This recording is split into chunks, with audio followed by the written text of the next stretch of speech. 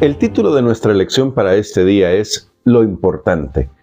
Y qué maravilloso es que vamos a explorar qué es lo que está pasando en la vida de Pablo, que antes podía jactarse en las cosas que él había hecho, pero cuando se encontró con Jesús reconoció que si realmente ha de vivir la vida que el cielo quiere que él viva, entonces debe dejar de mirarse a sí mismo, de jactarse en las cosas que ha logrado, para comenzar a contemplar a Jesús y solo a Jesús, porque Él, nuestro Señor Jesucristo, es el que puede darle sentido a la existencia. Así que vamos a orar para pedir la dirección de nuestro Dios para nuestra reflexión de este día.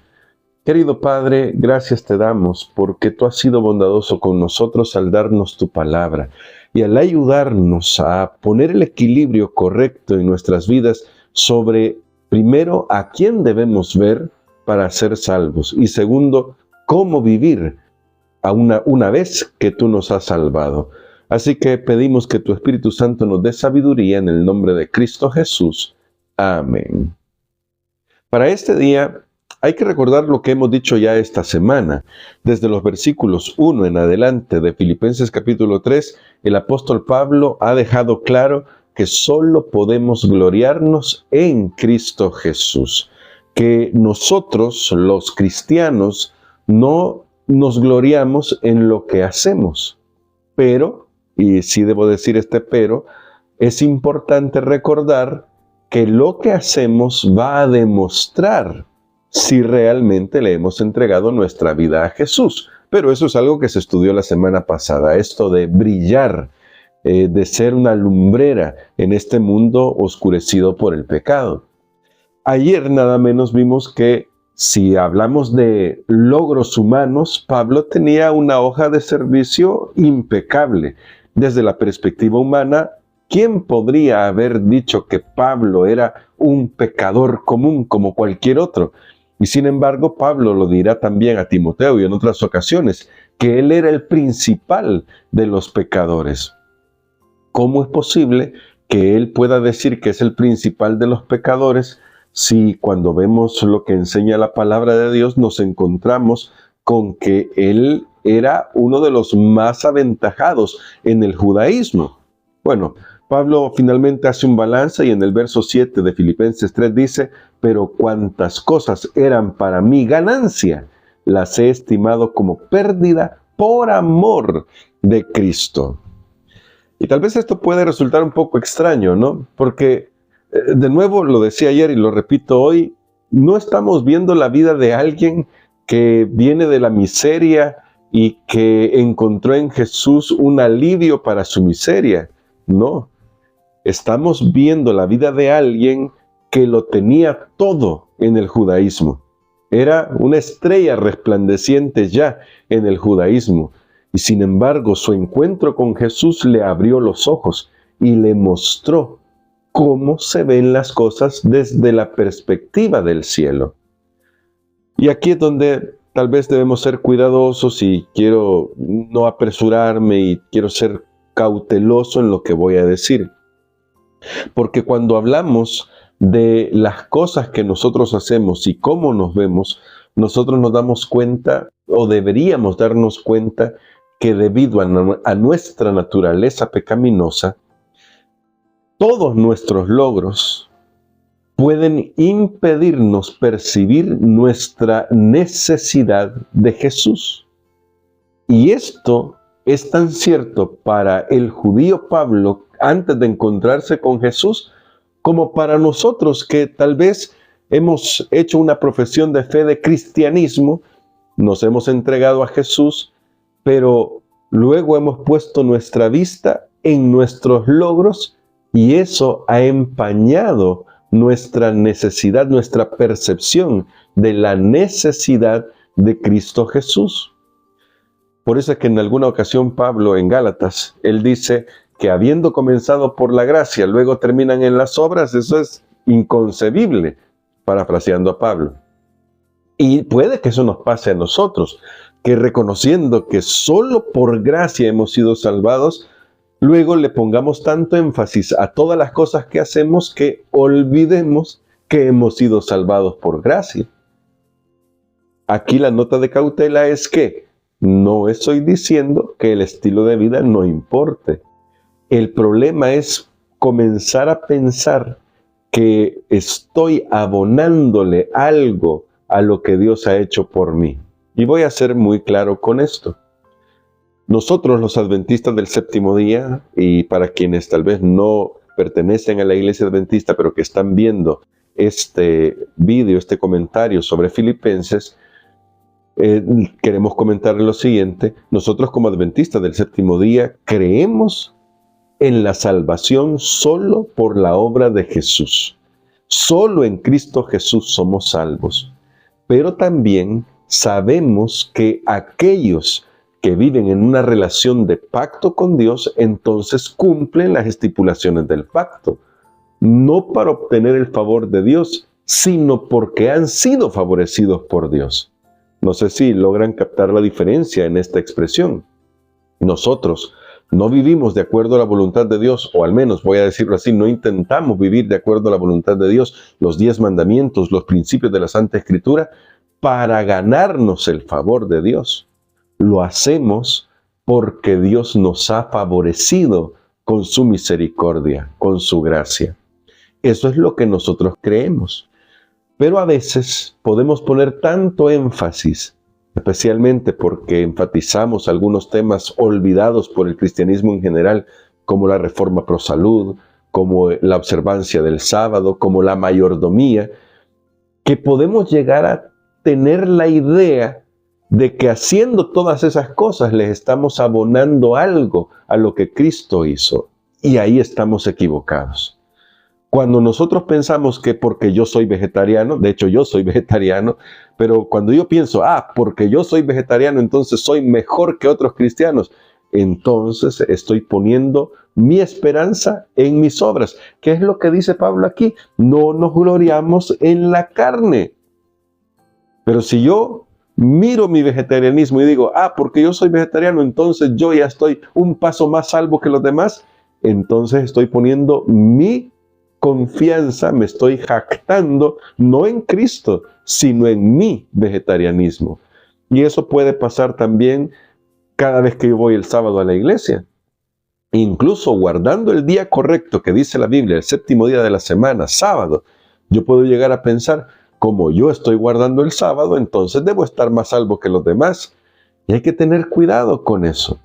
Más bien, guardar el sábado y los 10 mandamientos, los otros 9, ser vegetarianos, cuidar el cuerpo, ser buenos mayordomos de Dios, ser fieles en diezmos y ofrendas, servir a la comunidad, todo eso es el resultado de haber sido bendecidos con el Evangelio de Cristo.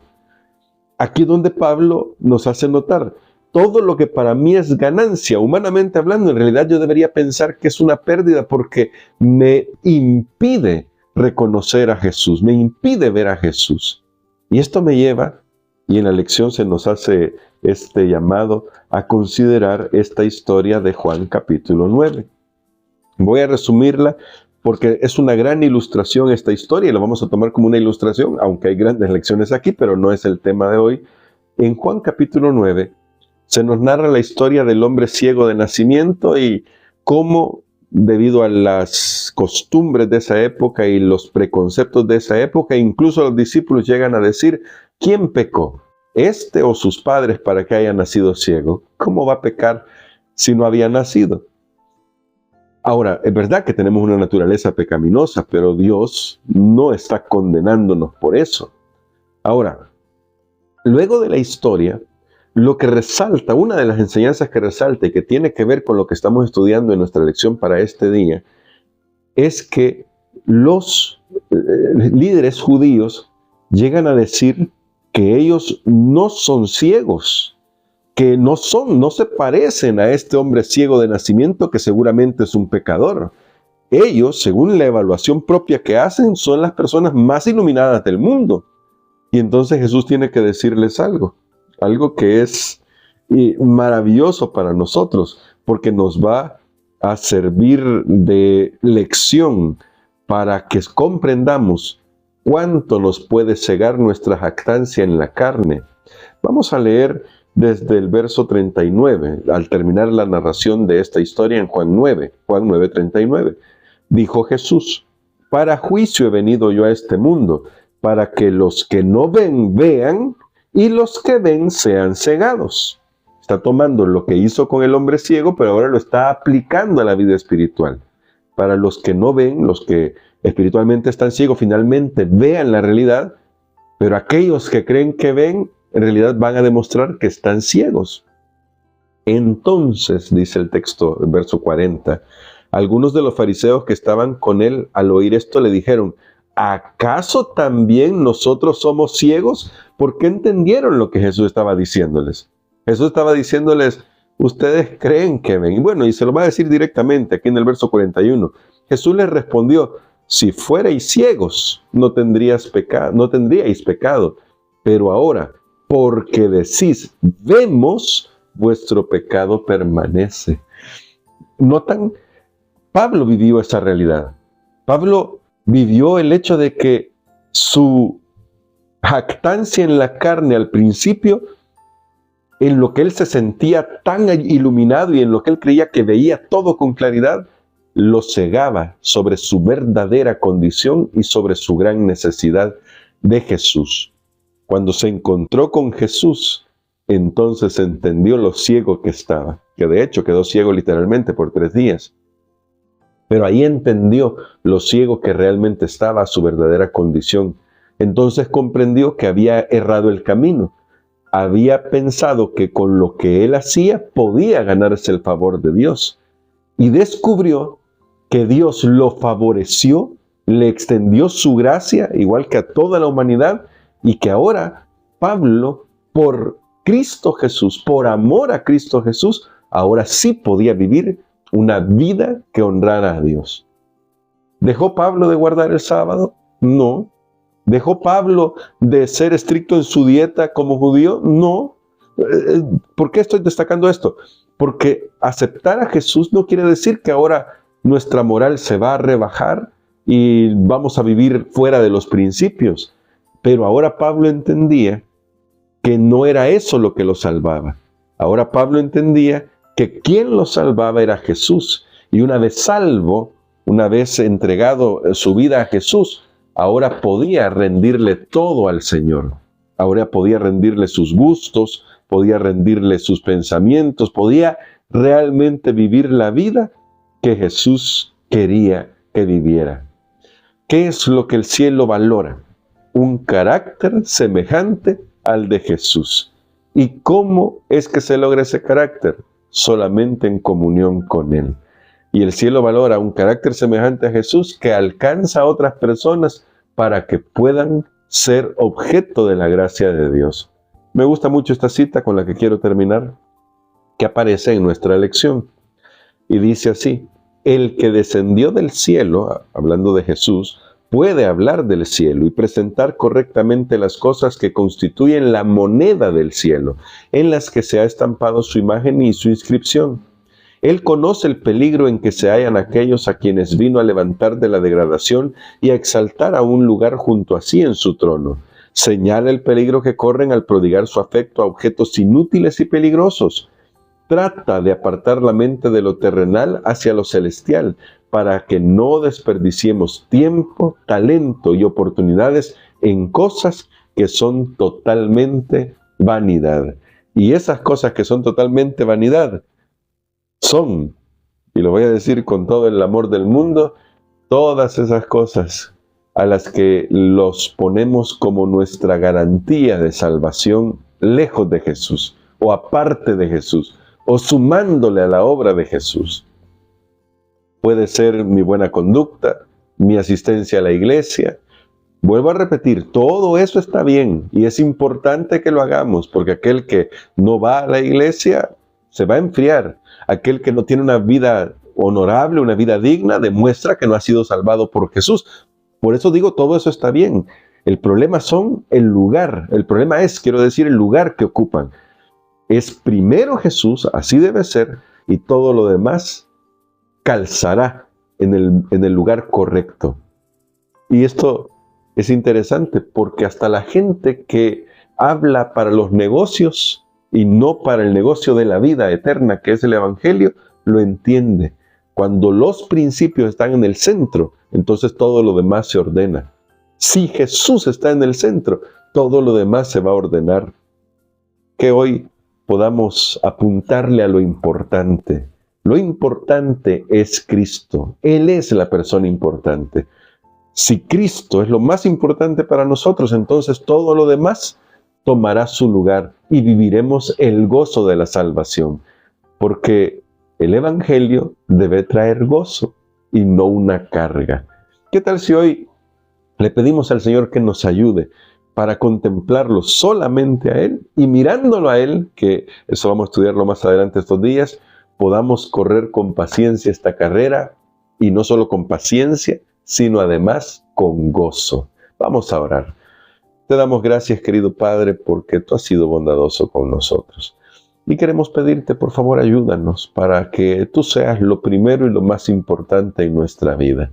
Gracias por cuidarnos, por ayudarnos, por ser tan bondadoso, por favorecernos y bendecirnos antes de que nosotros siquiera estuviéramos listos. Pero ahora que queremos entregarte nuestro corazón, te imploramos, transfórmalo para que refleje lo que tú haces en nuestras vidas. En Jesús oramos. Amén.